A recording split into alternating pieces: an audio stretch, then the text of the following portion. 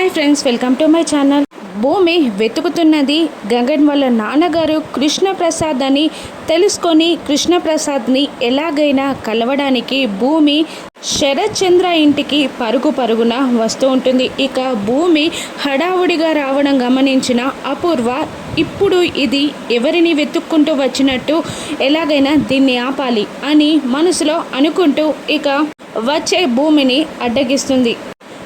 ఎక్కడికి ఆగు అని అపూర్వ అంటున్నా కూడా భూమి వినకుండా స్టెప్స్ ఎక్కి కృష్ణప్రసాద్ రూమ్లోకి అంకుల్ అంకుల్ అని అంటూ పిలుచుకుంటూ భూమి వెళ్తూ ఉండగా అపూర్వ భూమిని అడ్డగించి అంకుల్ లేదు పెంకుల్ లేదు, వెళ్ళిపోయి ఇక్కడి నుండి అని అంటూ ఉంటుంది. ఇక భూమి అపూర్వకి మాత్రమే వినబడేలా ఇలా అంటూ ఉంటుంది, నేను ఇప్పుడు కృష్ణప్రసాద్ అంకుల్ని కలవాలి, నన్ను కలవనివ్వు, లేదంటే నన్ను కిడ్నాప్ చేయించింది నువ్వే అని ఇంట్లో వాళ్ళందరికీ చెప్పేస్తాను అని భూమి అపూర్వని బెదిరించగానే అపూర్వ సైలెంట్ అయిపోతుంది. ఇక మళ్ళీ భూమి అంకుల్ అంకుల్ అని అంటూ కృష్ణప్రసాద్ రూమ్ అంతా వెతుకుతూ ఉంటుంది. కానీ కృష్ణప్రసాద్ కనిపించడు.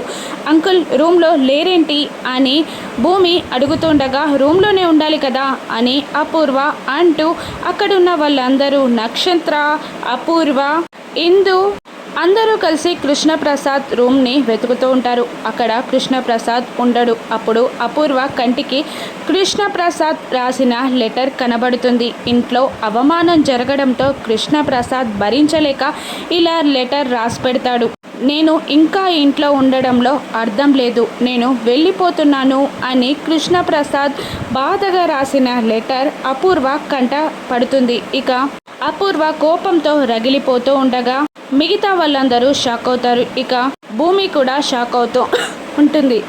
విషయం తెలిసిన గగన్ శారదాకి ఫోన్ చేసి చెప్తాడు. ఇక కృష్ణప్రసాద్ని గగన్ ఇంట్లోకి రాణిస్తాడా, శరత్ చంద్రే తండ్రి అని భూమి తెలుసుకుంటుందా? రాను ఎపిసోడ్స్లో చూద్దాం. Thank you for watching.